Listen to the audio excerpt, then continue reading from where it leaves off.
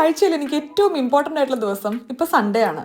ഈ ഞായറാഴ്ച കുറച്ചധികം പണിയെടുത്താൽ ആഴ്ചയിലെ ബാക്കി ദിവസങ്ങളൊക്കെ കുറച്ച് നമുക്ക് വെറുതെ ഇരിക്കാം. എങ്ങനെയുണ്ട് ഐഡിയ?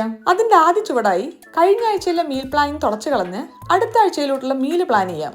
ആ പരിപാടി കഴിഞ്ഞ സ്ഥിതിക്ക് ഇനി യുവിനെ റെഡിയാക്കി നമുക്ക് ഗ്രോസറി ഷോപ്പിങ്ങിന് പോവാം. ഇപ്പൊ മുന്നത്തെ പോലെയൊന്നും അല്ല.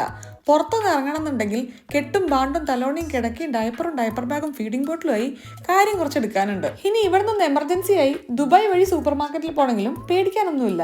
എല്ലാ സംഗതികളും നമ്മുടെ കയ്യിലുണ്ട്. ഇത് യുവിയുടെ ആദ്യത്തെ ആൽബർട്ടൈൻ വിസിറ്റ് ആട്ടോ. ആൽബർട്ടൈൻ ഒരു ഡെഡ് സൂപ്പർ മാർക്കറ്റ് ആണ്. ഞാനിവിടെ വന്ന കാലം തൊട്ട്, അതായത് 7 കൊല്ലമായിട്ട് നമ്മൾ ആൽബർട്ടൈൻ തന്നെയാണ് സാധനം വാങ്ങിക്കാറ്. അതുകൊണ്ട് ഇവിടുത്തെ മുക്കും മൂലിയും എനിക്ക് ബൈഹാർട്ടാണ്. അങ്ങനെ നമ്മുടെ മീൽ പ്ലാനിങ് പ്രകാരമുള്ള ഫ്രൂട്ട്സും വെജിറ്റബിൾസും എല്ലാം അണുവീണ അങ്ങനെ പറയില്ലേ, അണുവീണ വിടാതെ എല്ലാം നമ്മൾ വാങ്ങി പറയുമായിരിക്കുമല്ലേ. ഈ ഒരു അവസരത്തിൽ ഗ്രോസറി ഷോപ്പിങ്ങിനോട് കരയാതെ കോപ്പറേറ്റ് ചെയ്ത യുവിനോടുള്ള നന്ദി രേഖപ്പെടുത്തിക്കൊണ്ട് നമ്മൾ ഈ ഗ്രോസറി ഷോപ്പിംഗ് ഇവിടെ സമാപിപ്പിക്കുന്നു. ഒരു പി കൂടുതലാണോ? സമാപിക്കുന്നു, അത് മതി. ഇനിയാണ് അങ്കത്തട്ടിലോട്ടുള്ള ഇറക്കം.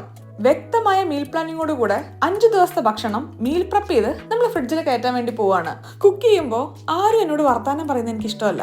അതുകൊണ്ട് എല്ലാരെയും പറഞ്ഞയച്ച് ഉറക്ക പാട്ടും വെച്ചാണ് നമ്മുടെ ഇന്നത്തെ കുക്കിംഗ്. ഈ ശബ്ദങ്ങളൊന്നും ഇല്ലെങ്കിൽ അടുക്കളയാവില്ല.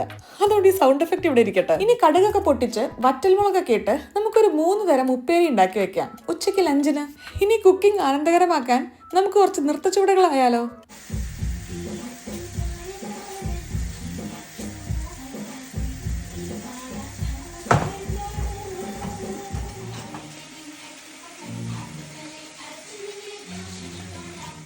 ഡാൻസ് തീർന്നോടുകൂടെ നമ്മുടെ കറികൾ റെഡിയായി.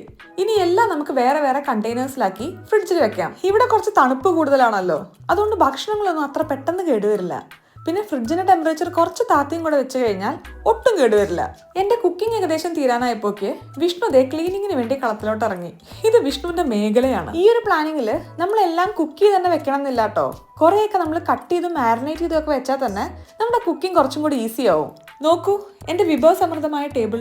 ഇനി ചൂടൊക്കെ ഒന്ന് ആറിയതിനു ശേഷം നമുക്ക് എല്ലാം അടച്ച ഫ്രിഡ്ജിൽ വെക്കാം. യുവി ഉണ്ടായതിനു ശേഷം പല കാര്യങ്ങളും ചെയ്യാൻ നമുക്കൊരു സമയം കിട്ടുന്നില്ല എന്നൊരു തോന്നൽ വന്നപ്പോഴാണ് നമ്മൾ ഈ സൺഡേ മീൽ പ്രപ്പിംഗ് പരിപാടി തുടങ്ങിയത്. കുറച്ച് പ്ലാനിങ്ങും അതിൽ തന്നെ ഒരു പ്രയോറിറ്റൈസിംഗ് ഒക്കെ ഇല്ലാതെ നമുക്ക് ഇഷ്ടമുള്ള കാര്യങ്ങളൊന്നും ചെയ്യാനേ ഒരു സമയം കിട്ടില്ല.